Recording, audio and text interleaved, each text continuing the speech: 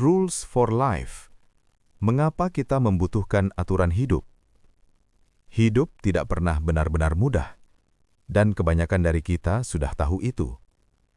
Setiap orang, cepat atau lambat, akan berhadapan dengan rasa sakit, kekecewaan, kehilangan, dan ketidakpastian. Jordan Peterson membuka Rules for Life bukan dengan janji kebahagiaan instan, bukan pula dengan kalimat motivasi yang terdengar indah namun kosong. Ia justru memulai dari kenyataan yang sering ingin kita hindari, bahwa hidup itu berat, dan penderitaan adalah bagian yang tidak bisa dipisahkan darinya. Pertanyaannya bukan bagaimana cara menghindari penderitaan, karena itu hampir mustahil. Pertanyaan yang lebih penting adalah bagaimana kita menjalani hidup agar penderitaan itu tidak menghancurkan kita. Disinilah buku ini mengambil posisi. Rules for Life bukan buku yang mengatakan bahwa semua akan baik-baik saja.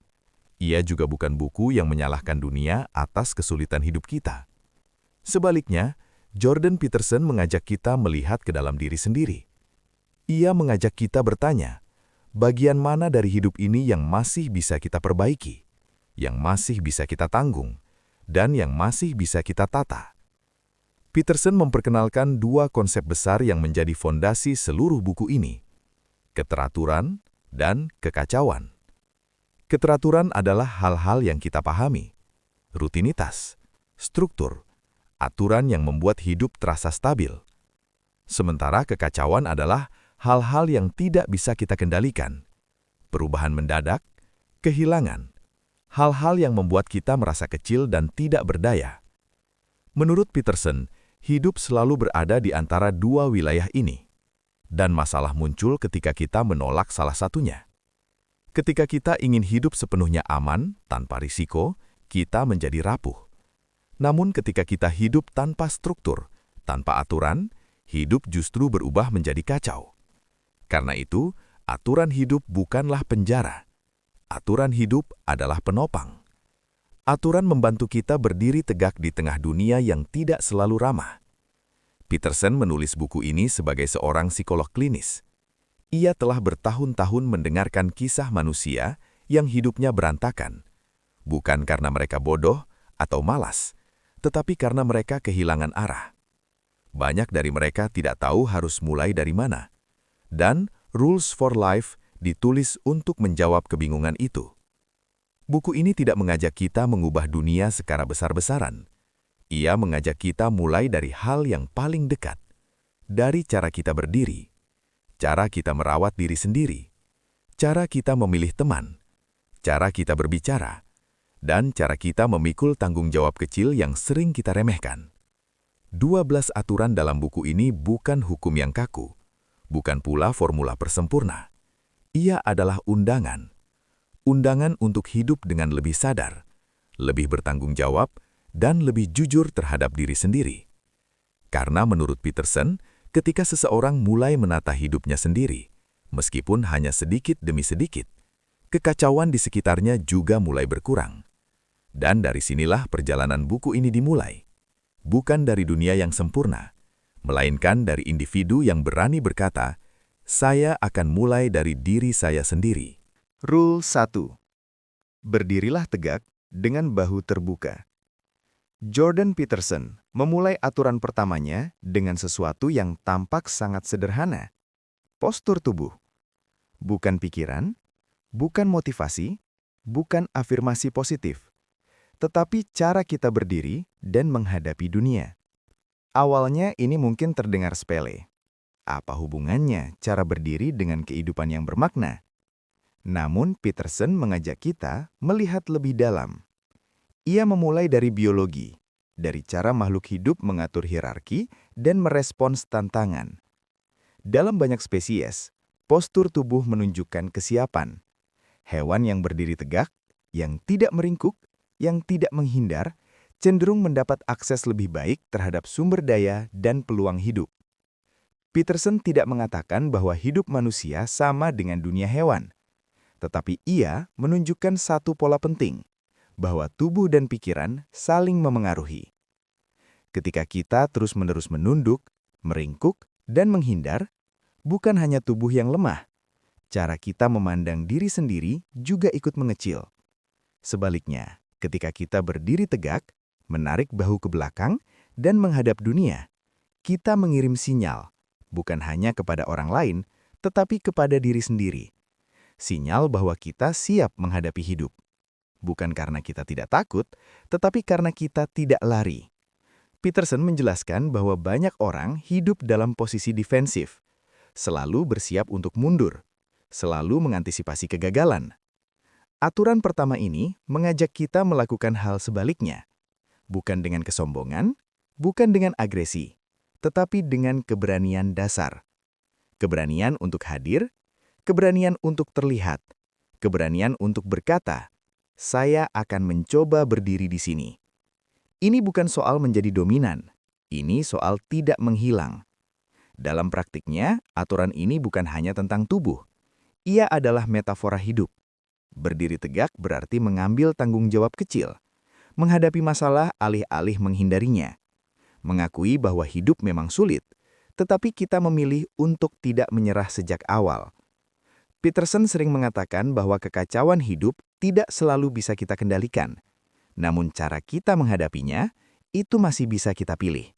Dan pilihan paling dasar adalah bagaimana kita berdiri di hadapan dunia. Dengan bahu terjatuh atau dengan bahu terbuka. Rule pertama ini tidak menjanjikan perubahan instan. Ia tidak membuat hidup langsung mudah, namun ia memberi titik awal. Sebuah tindakan kecil yang bisa dilakukan hari ini. Sekarang juga. Berdiri sedikit lebih tegak, menarik nafas, dan memberi diri sendiri pesan sederhana. Aku ada di sini, dan aku akan mencoba menghadapinya. Dan dari sikap dasar inilah, aturan-aturan berikutnya mulai masuk akal. Karena sebelum kita bisa memperbaiki dunia, atau bahkan hidup kita sendiri, kita perlu belajar untuk berdiri tegak terlebih dahulu. Rule 2. Perlakukan dirimu seperti seseorang yang bertanggung jawab untuk kamu bantu. Aturan kedua ini sering membuat banyak orang berhenti sejenak, karena kalimatnya terdengar aneh. Mengapa kita perlu diingatkan untuk memperlakukan diri sendiri dengan baik?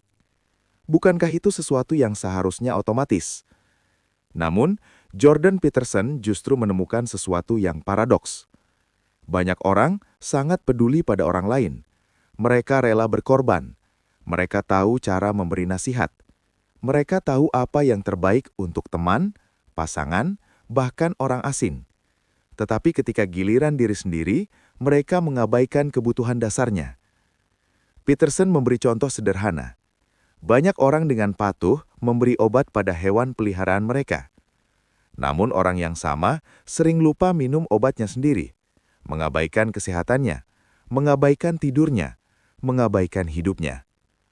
Mengapa ini bisa terjadi? Menurut Peterson, sebagian dari kita tidak benar-benar merasa bahwa diri kita layak dirawat. Ada rasa bersalah, ada rasa tidak pantas. Ada suara batin yang berkata, "Aku belum cukup baik untuk diperlakukan dengan baik."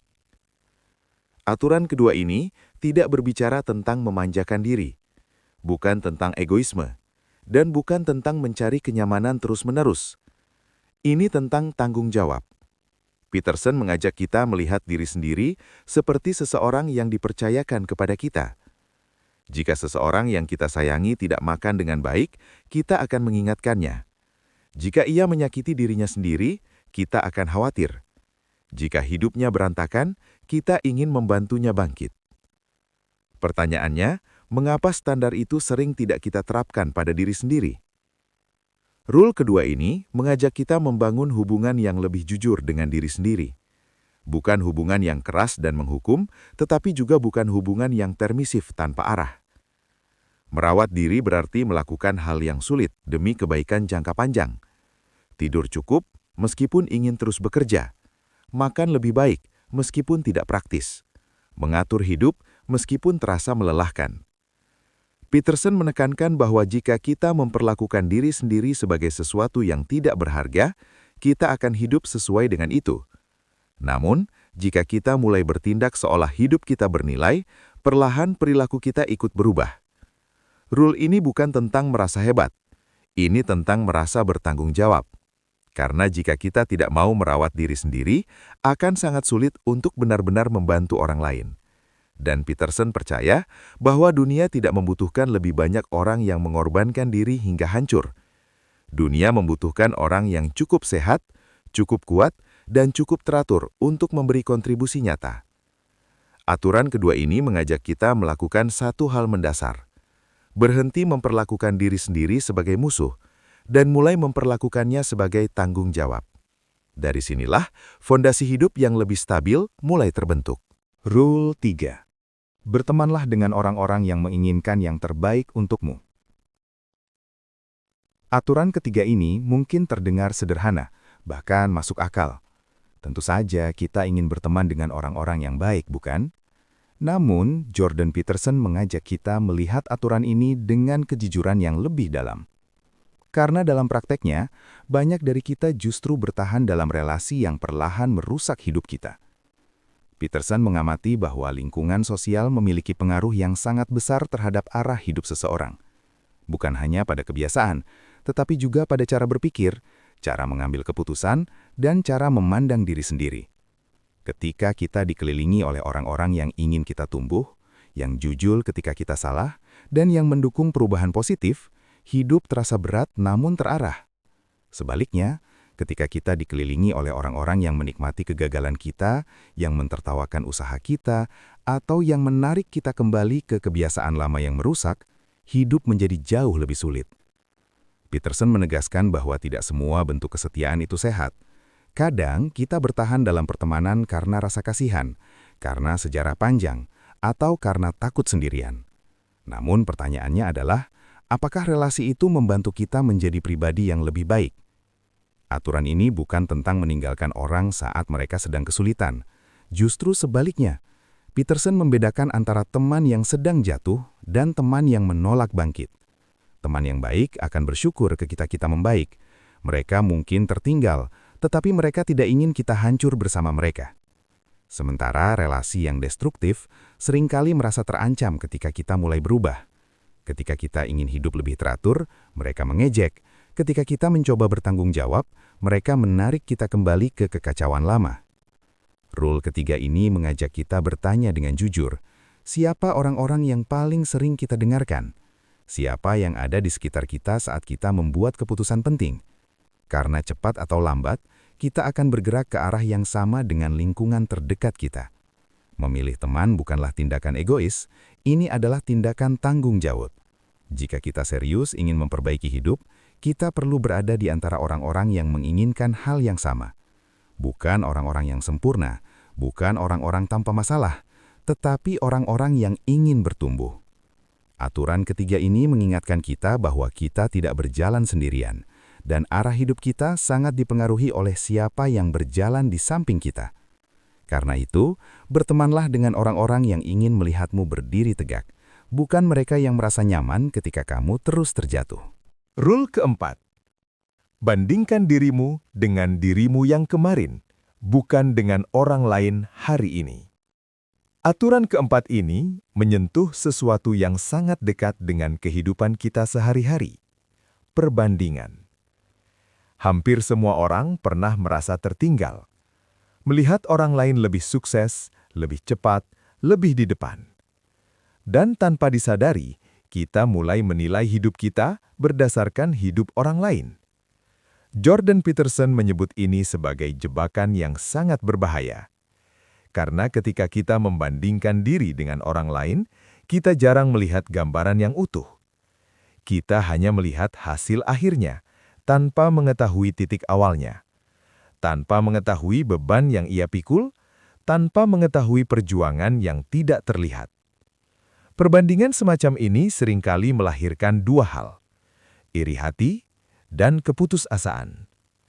Peterson tidak mengatakan bahwa kompetisi itu buruk, namun ia mengingatkan bahwa perbandingan sosial yang tidak realistis dapat melumpuhkan motivasi. Karena selalu akan ada orang yang lebih cepat, lebih pintar, lebih beruntung. Jika itu menjadi standar hidup kita, kita tidak akan pernah merasa cukup. Aturan keempat ini mengajak kita mengubah arah pandang. Alih-alih bertanya, Mengapa aku tidak seperti mereka? Peterson mengajak kita bertanya, apakah aku sedikit lebih baik dibanding kemarin? Perubahan kecil, langkah yang sangat sederhana, namun dampaknya besar. Ketika kita membandingkan diri dengan diri kita sendiri, pertumbuhan menjadi mungkin. Bukan pertumbuhan yang spektakuler, bukan lompatan besar, tetapi perbaikan bertahap yang bisa dipertahankan. Peterson menekankan bahwa hidup bukan perlombaan sprint. Ia lebih mirip maraton panjang, bahkan terkadang jalan yang menanjak dan berliku. Jika kita terus menoleh ke kiri dan kanan, kita akan kehilangan arah. Namun jika kita fokus pada langkah berikutnya, hidup mulai terasa lebih terkendali. Rule ini juga mengajarkan kerendahan hati, bahwa mungkin hari ini kita belum sampai di mana-mana.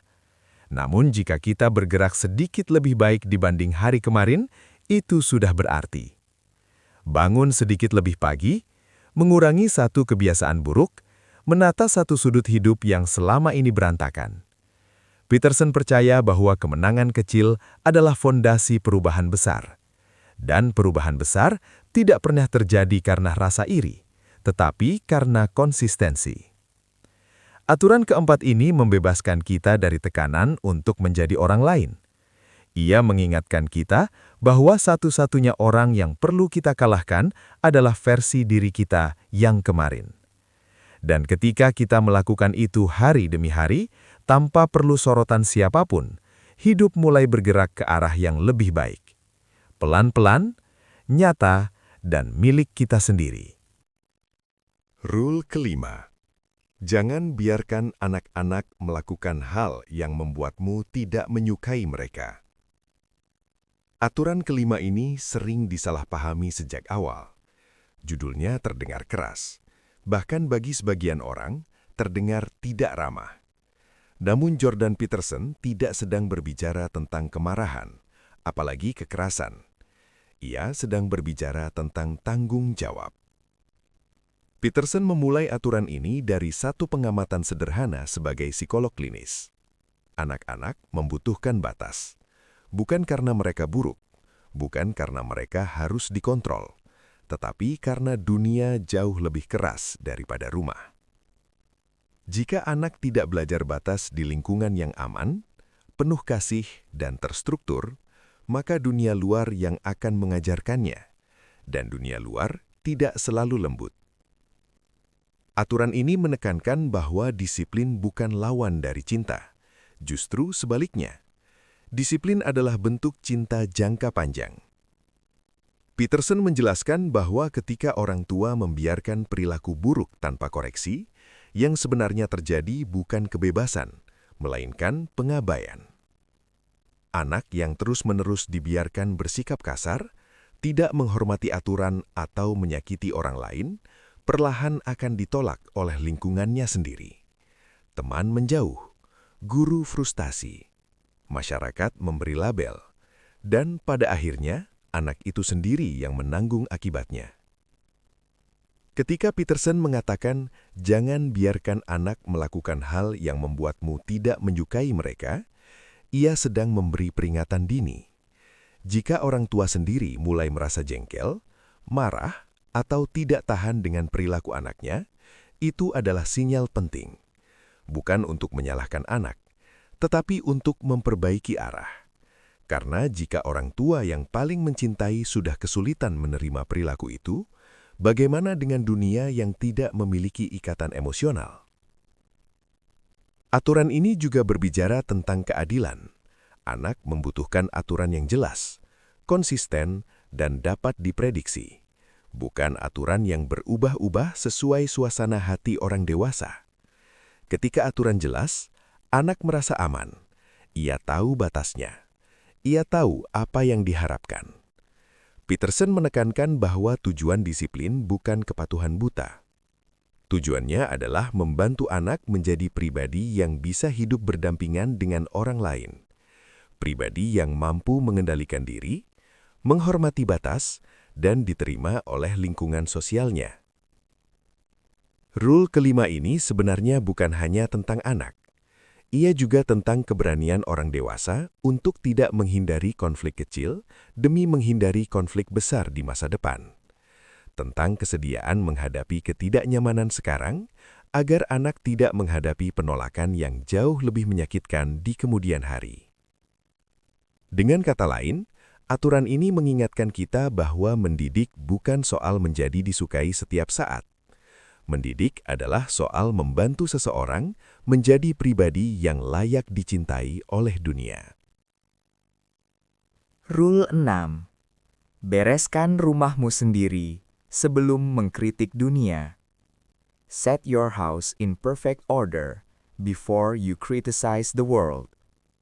Aturan keenam ini sering terasa menantang, bukan karena sulit dipahami, tetapi karena ia menuntut kejujuran yang tidak nyaman. Jordan Peterson memulai aturan ini dari satu pengamatan sederhana. Banyak orang sangat cepat menunjuk kesalahan dunia, namun enggan melihat kekacauan di dalam hidupnya sendiri. Kita mengkritik sistem, mengkritik pemerintah, mengkritik masyarakat, mengkritik ketidakadilan. Dan sebagian dari kritik itu memang benar. Namun, Peterson mengajukan pertanyaan yang mengganggu, namun penting. Seberapa teratur hidup kita sendiri? Apakah kita sudah merawat tubuh kita? Apakah hubungan terdekat kita sehat? Apakah tanggung jawab dasar kita sudah kita jalani? Aturan ini bukan larangan untuk peduli pada dunia, bukan pula seruan untuk menjadi apatis. Sebaliknya, ini adalah ajakan untuk membangun fondasi moral sebelum mengambil posisi moral. Peterson mengingatkan bahwa kemarahan terhadap dunia seringkali bercampur dengan frustasi pribadi. Ketika hidup terasa berantakan, mengutuk dunia terasa lebih mudah daripada mengubah diri sendiri. Namun, perubahan diri menuntut kerja nyata, kerja yang sepi, kerja yang tidak selalu terlihat. Membersihkan rumah secara harfiah maupun simbolis menjadi metafora penting di sini. Mulai dari hal kecil, rapikan kamar, atur jadwal tidur, selesaikan satu tanggung jawab yang selama ini ditunda. Bukan karena itu akan memperbaiki seluruh dunia, tetapi karena itu akan mengurangi kekacauan di wilayah yang benar-benar berada dalam kendali kita. Peterson menekankan bahwa ketertiban kecil menciptakan stabilitas batin, dan stabilitas batin adalah prasyarat untuk bertindak adil dan jernih di ruang yang lebih besar. Aturan ini juga merupakan peringatan terhadap ideologi. Ketika seseorang ingin memperbaiki dunia secara total, tanpa terlebih dahulu menata dirinya sendiri, hasilnya seringkali berbahaya. Sejarah menunjukkan bahwa niat baik yang tidak disertai tanggung jawab pribadi dapat berubah menjadi kekerasan. Rule ke-6 ini mengajak kita bersikap rendah hati, bahwa sebelum kita merasa layak menyalahkan dunia, kita perlu memastikan bahwa kita telah melakukan bagian kecil kita dengan benar. Ini bukan tentang kesempurnaan. Peterson tidak meminta hidup yang tanpa cacat. Ia meminta kejujuran. Kejujuran untuk berkata, ada hal dalam hidupku yang masih bisa aku perbaiki, dan keberanian untuk memulainya. Ketika rumah kita sendiri sedikit lebih teratur, kata-kata kita tentang dunia menjadi lebih bermakna, dan kritik kita, jika memang perlu disampaikan, tidak lagi lahir dari kepahitan, melainkan dari tanggung jawab. Rule ke-7. Kejarlah apa yang bermakna, bukan yang sekadar nyaman. Aturan ke-7 ini adalah jantung dari seluruh buku. Disinilah Jordan Peterson merangkum banyak gagasannya menjadi satu pilihan hidup yang sangat mendasar. Nyaman atau bermakna. Yang nyaman biasanya mudah, memberi kepuasan cepat, menghindarkan kita dari rasa sakit untuk sementara waktu. Namun yang bermakna seringkali menuntut pengorbanan, kesabaran, dan keberanian untuk menunda kenyamanan sesaat. Peterson mengamati bahwa banyak masalah hidup berakar dari pilihan jangka pendek. Kita memilih yang mudah hari ini, meskipun itu merusak hari esok. Kita menghindari konflik kecil sekarang, lalu menghadapi konflik besar di kemudian hari. Aturan ini mengajak kita melihat lebih jauh ke depan, Bukan bertanya, apa yang paling cepat membuatku lega, melainkan, apa yang membuat hidupku lebih layak dijalani dalam jangka panjang. Peterson menghubungkan makna dengan tanggung jawab. Sesuatu menjadi bermakna ketika ia menuntut kita untuk bertumbuh, untuk mengorbankan sebagian diri demi sesuatu yang lebih besar. Ia memberi contoh sederhana, merawat keluarga, menyelesaikan pendidikan, membangun keterampilan, memperbaiki hubungan yang rusak. Semua itu tidak selalu menyenangkan, sering melelahkan, kadang menyakitkan. Namun justru di sanalah makna muncul. Peterson juga mengingatkan bahwa hidup selalu mengandung penderitaan. Tidak ada jalan yang bebas rasa sakit. Karena itu, pertanyaannya bukan apakah kita akan menderita, melainkan untuk apa kita bersedia menderita. Makna memberi arah pada penderitaan. Tanpanya, penderitaan terasa sia-sia. Aturan ini menolak janji kebahagiaan instan. Ia juga menolak ide bahwa hidup yang baik adalah hidup tanpa kesulitan. Sebaliknya, hidup yang baik adalah hidup yang memiliki alasan kuat untuk bangun setiap hari, bahkan ketika keadaan tidak ideal. Peterson menekankan bahwa makna tidak ditemukan dengan mencari kesenangan secara langsung. Makna muncul sebagai hasil samping dari hidup yang bertanggung jawab. Ketika kita memilih apa yang bermakna, hidup mungkin tidak menjadi mudah, tetapi menjadi kokoh. Dan ketika hidup kokoh, kita mampu menanggung beban yang sebelumnya terasa mustahil. Rule ke-7 ini mengajak kita membuat satu keputusan penting. Bukan keputusan besar sekaligus, melainkan pilihan kecil yang konsisten. Memilih jujur meskipun tidak nyaman, memilih bertanggung jawab meskipun melelahkan, memilih makna meskipun jalan terasa panjang. Dan dari pilihan-pilihan inilah, hidup yang lebih bermakna perlahan terbentuk. Rule 8. Katakan kebenaran, atau setidaknya jangan berbohong. Aturan ke-8 ini terdengar sederhana, bahkan terdengar seperti nasihat moral yang sudah sering kita dengar. Namun, Jordan Peterson membahas kejujuran dengan cara yang jauh lebih dalam.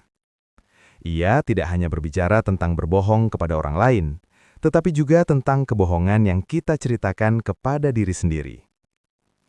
Peterson menjelaskan bahwa kebohongan kecil yang dibiarkan terus-menerus perlahan merusak cara kita melihat realitas.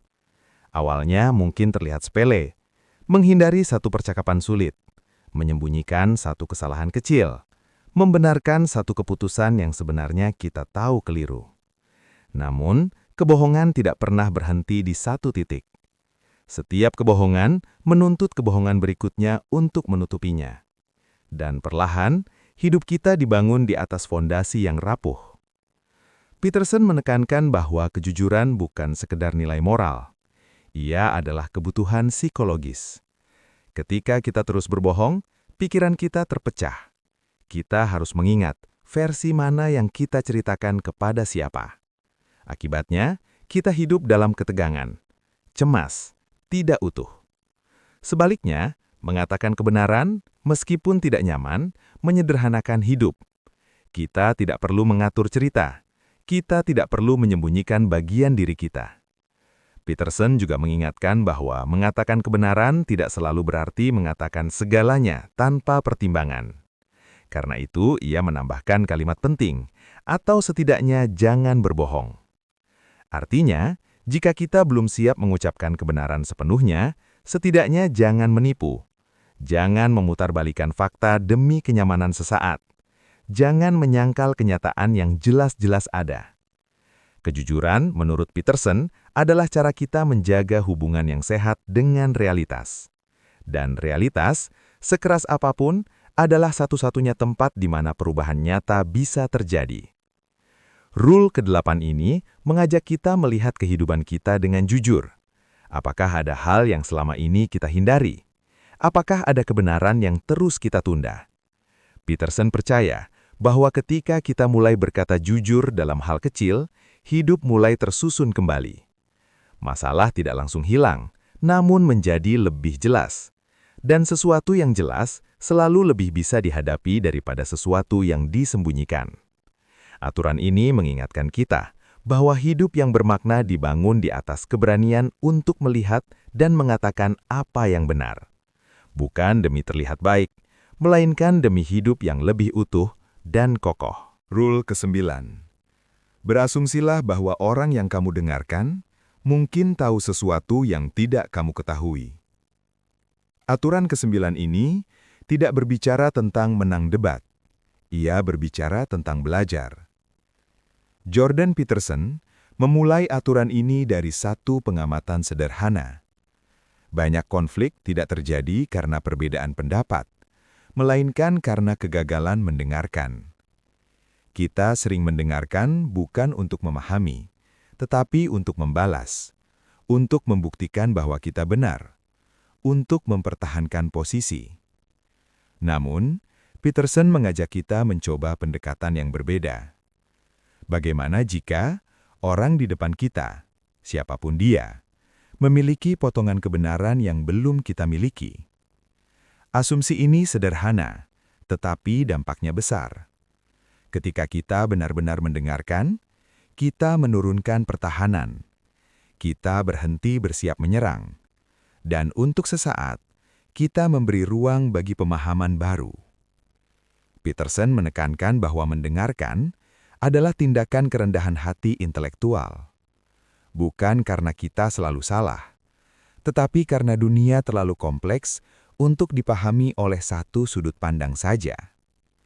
Bahkan orang yang kita tidak setujui, bahkan orang yang membuat kita jengkel, seringkali tahu sesuatu tentang kehidupan, tentang penderitaan, atau tentang realitas yang belum pernah kita alami.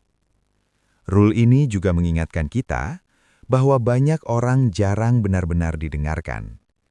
Dan ketika seseorang merasa didengarkan, sesuatu berubah. Nada suara melunak, pertahanan berkurang. Percakapan bergerak dari konfrontasi menuju eksplorasi. Peterson sering menggunakan pendekatan ini dalam praktik klinisnya. Dengan mendengarkan sungguh-sungguh, ia membantu klien menemukan kata-kata untuk pengalaman mereka sendiri. Mendengarkan bukan berarti selalu setuju, dan bukan berarti meninggalkan nilai kita. Ini berarti kita memberi kesempatan pada kebenaran untuk muncul, bahkan jika kebenaran itu menantang keyakinan kita. Aturan ke-9 ini sangat relevan di dunia yang semakin terpolarisasi, di mana orang lebih cepat memberi label daripada bertanya, lebih cepat menyimpulkan daripada memahami. Peterson mengajak kita melawan kecenderungan itu dengan satu kebiasaan sederhana. Diam sejenak, dengarkan dengan sungguh-sungguh, dan tanyakan pertanyaan yang benar-benar ingin memahami. Karena ketika kita mau mendengarkan, kita bukan hanya belajar tentang orang lain. Seringkali, kita belajar tentang diri kita sendiri, tentang asumsi yang kita pegang, tentang ketakutan yang kita sembunyikan, dan tentang batas pengetahuan kita. Rule ke-9 ini mengajarkan bahwa dialog yang jujur adalah salah satu cara terbaik untuk mendekati kebenaran. Bukan dengan suara paling keras, melainkan dengan telinga yang paling terbuka. Rule 10. Bersikaplah tepat dalam berbicara. Aturan ke-10 ini terdengar sederhana, namun sering diabaikan. Berbicara dengan tepat, menggunakan kata yang jelas, menamai masalah sebagaimana adanya. Jordan Peterson mengajak kita memperhatikan satu kebiasaan umum ketika hidup mulai terasa kacau. Kita menjadi samar dalam berbicara. Masalah tidak lagi disebut dengan jelas, keluhan diungkapkan secara umum. Ketidakpuasan terasa, namun tidak pernah benar-benar dijelaskan. Kita berkata, "Aku tidak baik-baik saja," tanpa tahu apa yang sebenarnya salah. Kita merasa marah, namun tidak tahu kepada siapa dan karena apa. Menurut Peterson, ketidakjelasan bahasa menciptakan ketidakjelasan hidup. Ketika kita tidak berani menamai masalah secara spesifik, masalah itu tumbuh dalam bayangan, menjadi besar, menjadi menakutkan, dan semakin sulit dihadapi. Sebaliknya, ketika kita berani berbicara dengan tepat, sesuatu berubah. Masalah yang tadinya kabur menjadi lebih kecil, lebih terdefinisi, dan lebih bisa ditangani. Peterson menekankan bahwa kejelasan bukan tentang menyederhanakan kenyataan secara naif. Ini tentang keberanian menghadapi kenyataan apa adanya. Ia memberi contoh hubungan yang tegang. Banyak konflik memburuk bukan karena masalahnya besar, tetapi karena tidak pernah dibicarakan dengan jelas. Ketika keluhan disimpan, emosi menumpuk, dan pada akhirnya meledak dalam bentuk yang tidak sehat. Rule ke-10 ini mengajak kita melakukan hal yang sulit, mengatakan dengan tepat apa yang sebenarnya kita rasakan dan butuhkan. Bukan dengan agresi, bukan dengan menyalahkan, tetapi dengan kejelasan. Peterson percaya bahwa bahasa adalah alat untuk menata kekacauan. Dengan kata-kata, kita memberi bentuk pada pengalaman kita. Dengan kata-kata, kita mengubah rasa takut menjadi masalah yang bisa dikerjakan. Aturan ini juga mengingatkan bahwa menghindari kejelasan seringkali terasa aman dalam jangka pendek. Namun, dalam jangka panjang, ketidakjelasan selalu menuntut harga yang lebih mahal. Masalah yang tidak disebut tidak akan hilang. Ia hanya menunggu. Rule ke-10 ini mengajak kita mulai dari hal kecil. Tanyakan pada diri sendiri, apa sebenarnya yang salah?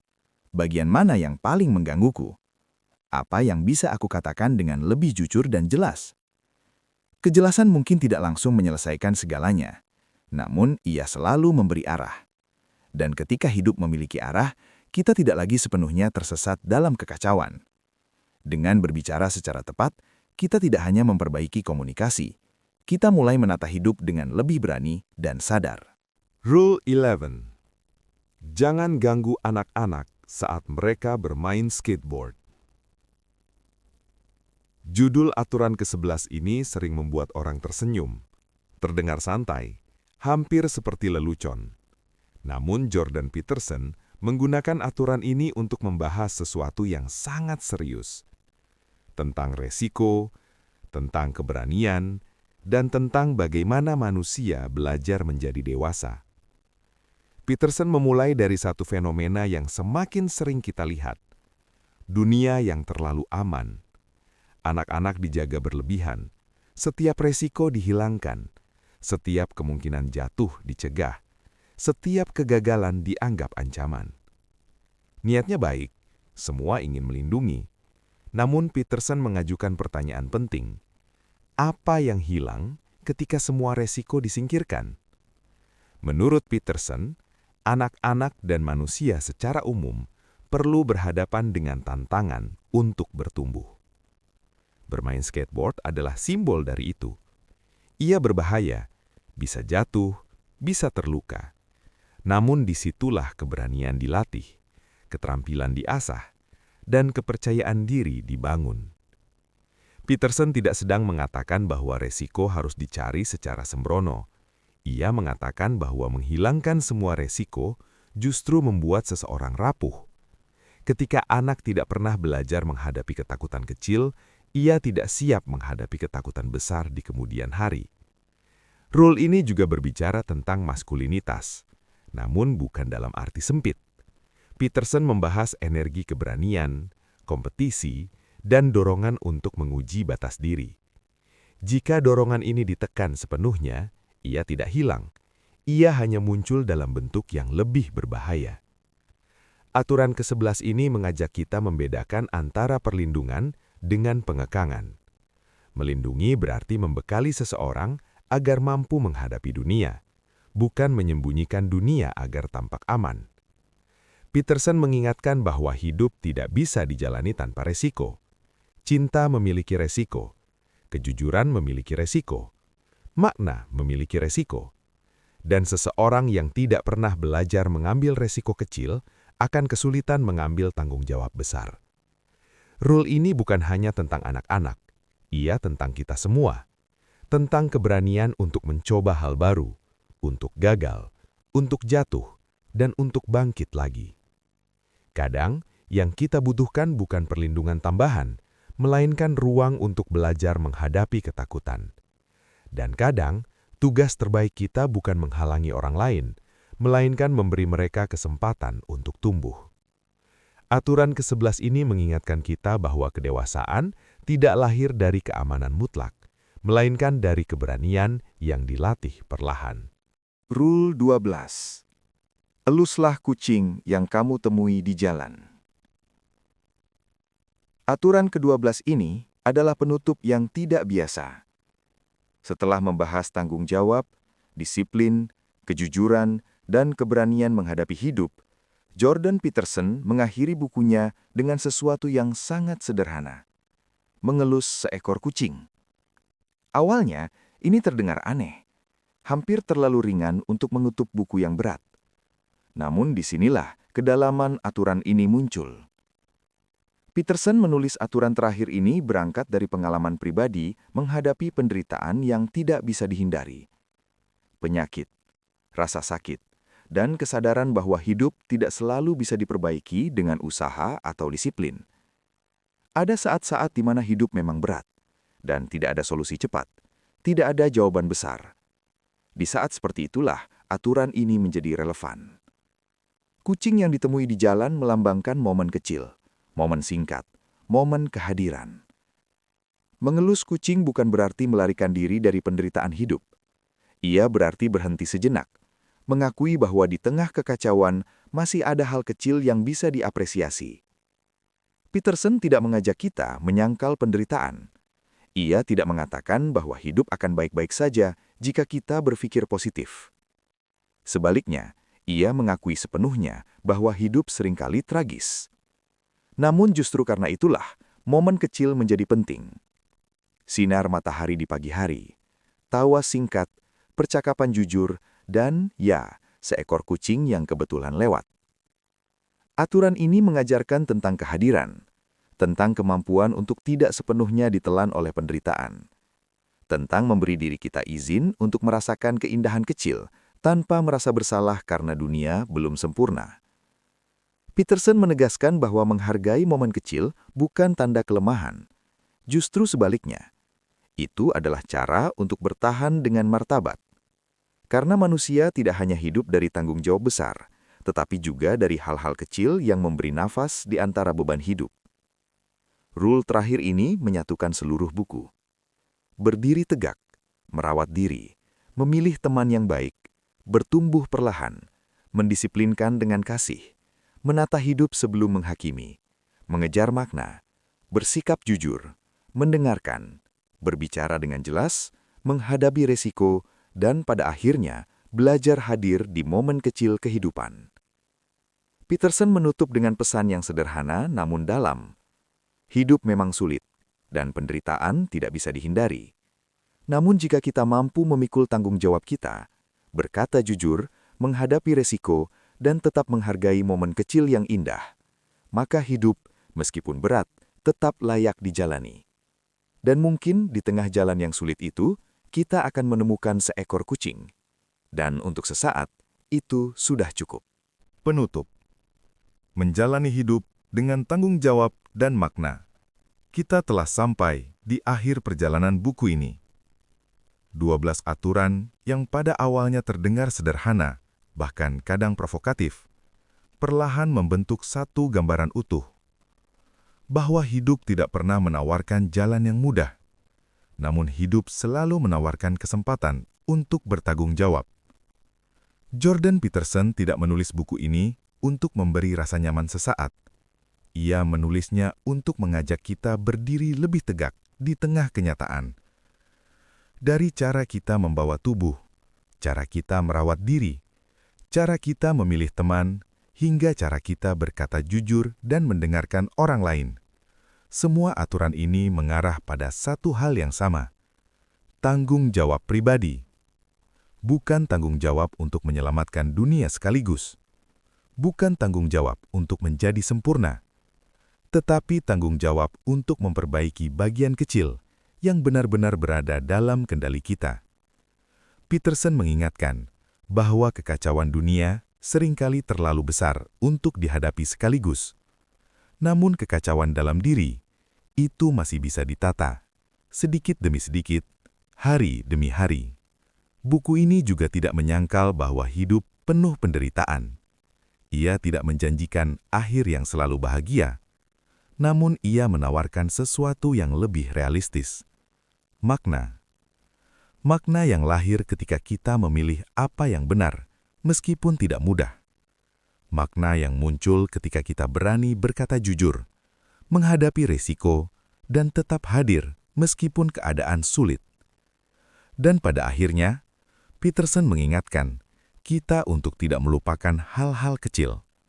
Karena hidup tidak hanya dibangun dari keputusan besar, tetapi juga dari momen sederhana yang memberi kita nafas di tengah beban. Berdiri tegak, bersikap jujur, mengambil tanggung jawab, dan ketika hidup terasa terlalu berat, berhenti sejenak untuk menghargai momen kecil yang masih ada. Mungkin itulah inti dari Rules for Life. Bukan tentang menjadi sempurna, melainkan tentang menjadi sedikit lebih kuat, lebih sadar, dan lebih bertanggung jawab hari ini dibanding kemarin. Dan jika itu bisa kita lakukan, maka meskipun dunia tetap rumit, hidup tetap layak dijalani.